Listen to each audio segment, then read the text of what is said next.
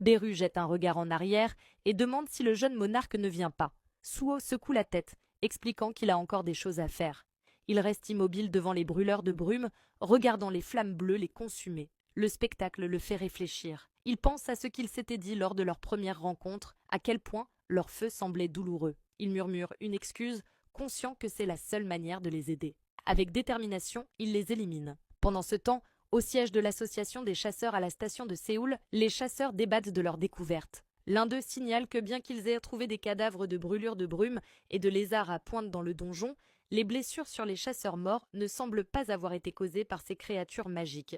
Il ajoute qu'en explorant plus loin, ils ont découvert une cachette partiellement détruite à coups d'épée. Un homme à l'écoute réfléchit, concluant qu'il devait y avoir autre chose dans ce donjon. Il s'approche de Lim Do-gyun et confirme son identité comme étant celui qui a signalé l'incident. Il mentionne qu'un certain Sung Soo-ho figure dans la liste de l'unité de transport de l'équipe du raid et demande à Lim s'il le connaît. Lim Do-gyun acquiesce, expliquant que Suho est son junior venu apporter son aide. Lorsqu'on lui demande où il se trouve actuellement, Lim répond qu'ils ont fui ensemble et qu'il a évacué Suho vers une zone sûre, admettant qu'en tant que chasseurs de rang E, leur seule option était de demander du renfort à l'association. L'homme approuve d'un air grave, puis ordonne une enquête approfondie. Lim Do-gyun observe en silence, les pensées en tumulte. Celui qui a sauvé les chasseurs, c'est forcément Suho.